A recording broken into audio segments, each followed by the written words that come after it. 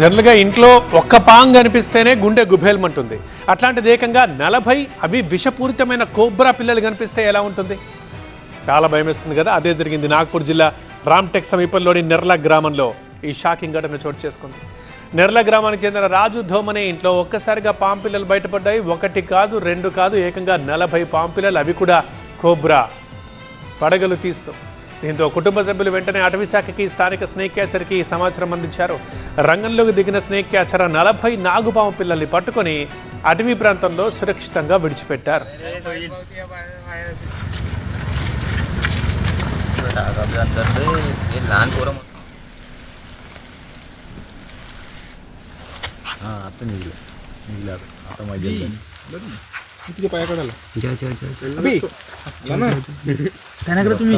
तुम्ही भगायला नको बघतो.